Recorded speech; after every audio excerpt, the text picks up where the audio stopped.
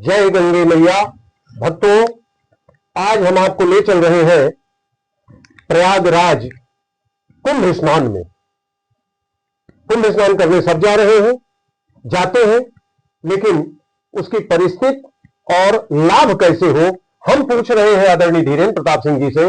वो आपको बताएंगे कि कुंभ स्नान का पूर्ण फल हमको कैसे मिले। आदरणीय वेदांती जी, गुरु टीवी के समस्त दर्शकों को मेरा प्रणाम, आपको भी सादर प्रणाम। बहुत उत्तम प्रश्न आपने किया है, क्योंकि कुंभ का स्नान फल की लालसा से ही किया जा रहा है। बिल्कुल। और बहुत मुश्किल से यह अवसर प्राप्त हो पाता है जब हमें देव सानिध्य प्राप्त होने का अवसर मिलता है जी। जैसा हमने पिछले उसमें बताया जी, आपने बताया है कि कुंभ में देव सानिध्य का अवसर आपको प्राप्त होता है। अब पूर्ण फल प्राप्त करने के लिए इसमें 3 बातों पर विशेष ध्यान देना आवश्यक है जी। पहला है स्नान, दूसरा है अर्घ और तीसरा है दान। यदि ये 3 कार्य विधि पूर्वक किए जाएं तो कुंभ स्नान का पूर्ण फल आपको प्राप्त हो जाएगा। जैसा कि हम इन तीनों शब्दों के बारे में सब लोग जानते हैं, किंतु इसकी शास्त्रोक्त विधियों से हम लापरवाही के कारण या ध्यान कम देने के कारण या अज्ञानता के कारण या बहुत सारे लोग नहीं के जानते कारण भी बहुत बार हम उन विषयों से चूक जाते हैं।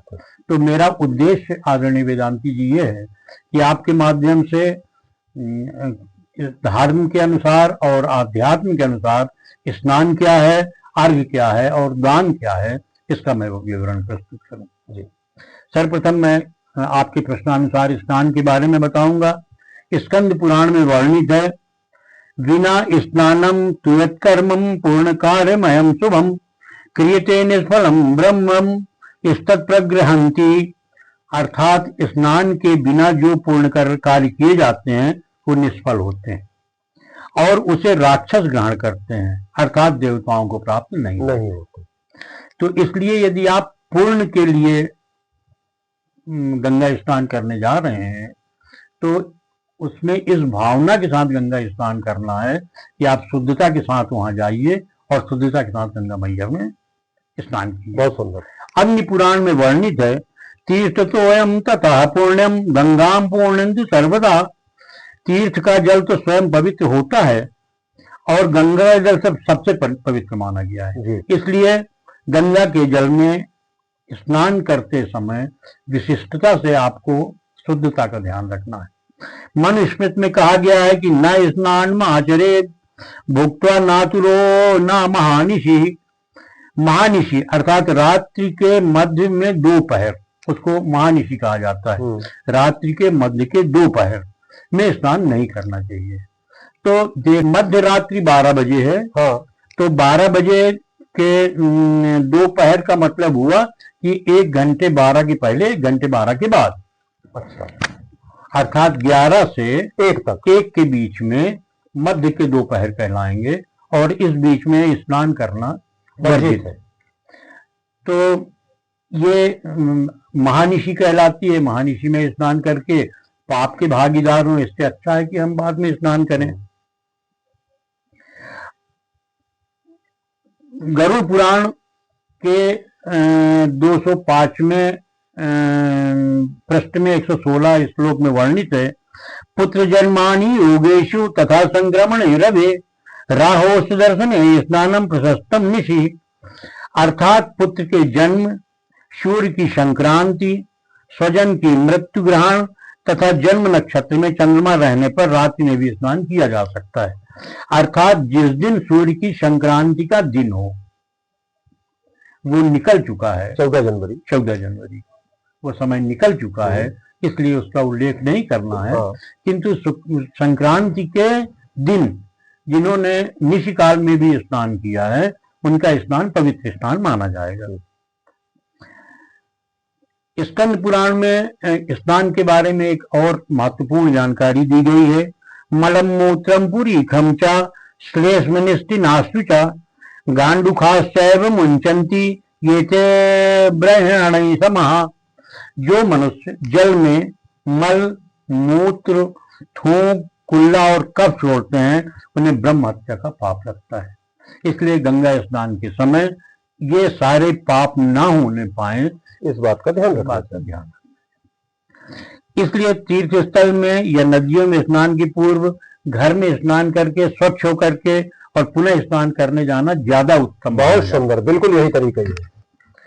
अब दूसरा बिंदु हमने जो आपसे निवेदन किया था पहले, अर्घ्य क्या है। अर्घ्य यजुर्वेद में वर्णित है, सूर्य आत्मा जगस्तस्थ सुखस्थ, अर्थात सूर्य स्थावर जंगम पदार्थों की आत्मा है। इन्हीं सूर्य देव को जल अर्पित करने को अर्घ्य कहते हैं। शास्त्रों में वर्णित है कि सूर्य देव को तांबे के कलश से 3 बार अर्घ्य देना चाहिए। हर बार अर्घ्य देकर एक परिक्रमा कर प्रणाम करना चाहिए, अर्थात 3 बार अर्घ्य और 3 बार परिक्रमा सूर्य भगवान की करनी चाहिए। अर्घ्य देते समय भगवान भास्कर के मंत्र या मंत्रों का जप या सूर्य स्तुति करते रहना चाहिए। अर्घ्य के जल में रूली, गंगा जल, लाल फूल मिलाकर अर्घ्य देना उत्तम होता है। ओम यही सूर्य सहस्रांशो तेजो राशे जगतपते अनुकंपायाम मां भक्त्या ग्रहणार्घ नमोस्तुते, यह बोलकर अर्घ्य देने से भगवान सूर्य को अर्घ्य की प्राप्ति हो जाती है। भगवान सूर्य की अनुकंपा प्राप्ति करने का निवेदन इस मंत्र से करना चाहिए। अगला बिंदु जो मैंने आपसे निवेदन किया था वो है दान।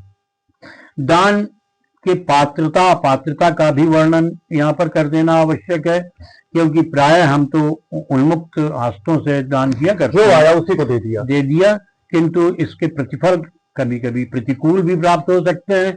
तो दान के बारे में स्कंद पुराण में वर्णित है, न्यायोपार्जित वित्तेन दशमांशेन धीमता कर्तव्यो विनियोगश्च ईश प्रीत्यार्थ हेतवे, अर्थात अपने न्याय पूर्वक उपार्जित धन का 10वां भाग भगवान की प्रसन्नता के लिए सत्कर्म में लगाना चाहिए, यही दान है। इस बात का विशेष ध्यान रखना चाहिए आदरणीय वेदांती जी कि वह उपार्जित धन जो है वो न्याय पूर्वक उपार्जित किया गया, क्योंकि कभी कभी जाने अनजाने हमसे अन्याय पूर्वक उपार्जित धन भी हमारे पास आ जाते हैं, तो उसका दान करना दान के तुल्य नहीं होता। स्कंद पुराण में ही वर्णित है, तिलैर्युक्तम पित्राणाम चा देवानामाक्षत ऐसा तोयम दर्भास्त सर्वत्र ग्रहंति नासुरा एतान विना प्रदत्तम यत्फलम प्रग्रह्यते, अर्थात तिल, अक्षत, कुश और जल हाथ में लेकर दान देना चाहिए, अन्यथा उस पर दान पर दैत्य लोगों का अधिकार हो जाता है। पितरों के लिए तिल के साथ और देवताओं के लिए अक्षत के साथ दान देना उत्तम होता है। अर्थात दान जब भी किया जाए धार्मिक उद्देश्य से, मदद और दान में यही अंतर है। दान जब भी किया जाए अक्षत के साथ किया जाए, संकल्प पूर्वक किया जाए। इस तरह से कुंभ में स्नान, दान, अर्घ्य की प्रक्रिया उपरांत अपने इष्ट की उपासना, मंत्र जप कर गंगा माता की स्तुति करने से कुंभ स्नान का पूर्ण फल प्राप्त कर सकते हैं। आदित्य हृदय स्तोत्र के विधि पूर्वक पाठ से सर्व शौक प्राप्त होंगे। बहुत सुंदर, आपने इतनी बड़ी और इतनी अच्छी बात बताई जो लोगों को अक्सर नहीं ध्यान रहता, और विशेषकर स्नान में भी लोग लापरवाही बरतते हैं। दान की आपने बात बताई, सूर्य भगवान को अर्घ्य की आपने बात बताई। हमारे दर्शक, मुझे पूरा विश्वास है कि हमारे दर्शक इस महत्वपूर्ण और अमूल्य चीज को अपने पास सजे के रखेंगे और जीवन में इसका पालन करेंगे। आप सभी को जय गंगे मैया।